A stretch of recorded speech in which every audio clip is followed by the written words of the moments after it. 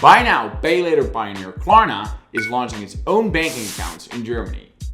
Klarna was already kind of a bank as they are a holder of a Swedish banking license, but without fully playing the actual bankroll in Europe. This is a remarkable step and certainly a big challenge for neobanks.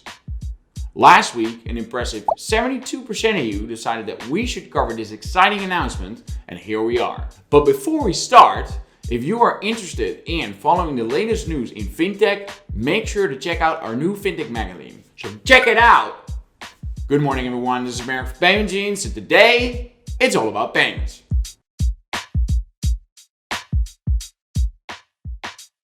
The pandemic and the shift to a digital environment have created a perfect ground for digital innovations, as we have seen a number of startups flourish in 2020.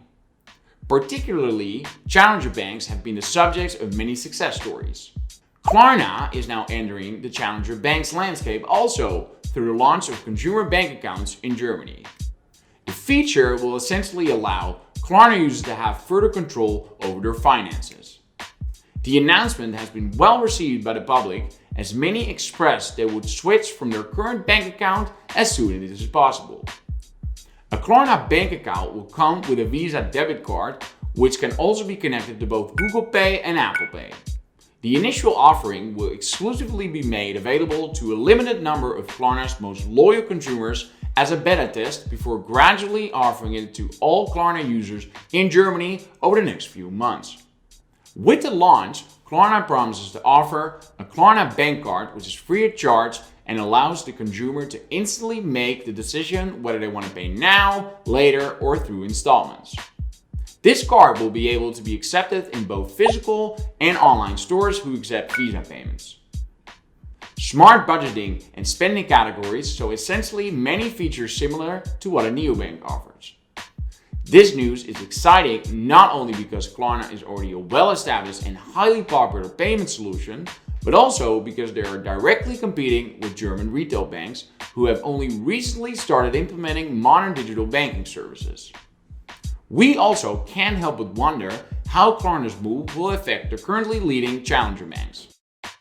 A bank account with Klarna allows the consumer to keep track, manage, and predict their spendings. While these functions are provided by many budgeting apps, the biggest difference remains that with a typical budgeting app, the user often has to manually enter their transaction or their monthly costs.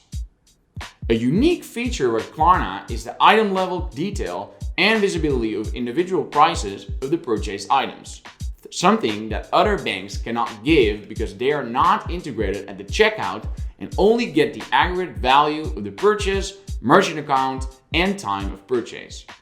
Bottom line, Klarna is an alternative payment method, checkout solution, and now pretty much also an omni-channel retail bank. What is particularly interesting is that we are seeing a trend where major buy now pay later solution providers are going beyond lending through providing deposit products also. Afterpay, for instance, too announced that launching more financial services in 2020 is part of their roadmap. It looks like the initial offering of buy now pay later solutions for e-commerce was just an entry product to establish a wider footprint. With the Klarna card, consumers will now be able to also carry out POS transactions through card present or card not present payments with their phone via debit, credit, or installments. It looks like Klarna is heading towards creating their own financial super apps, like Google is trying to do. Would you be willing to switch from your current bank account to Klarna, or do you think that the benefits are not worth the switch? Let us know down in the comments below. For now, thank you all again for watching, and I'm looking forward to see you all again next week. Cheers, bye bye!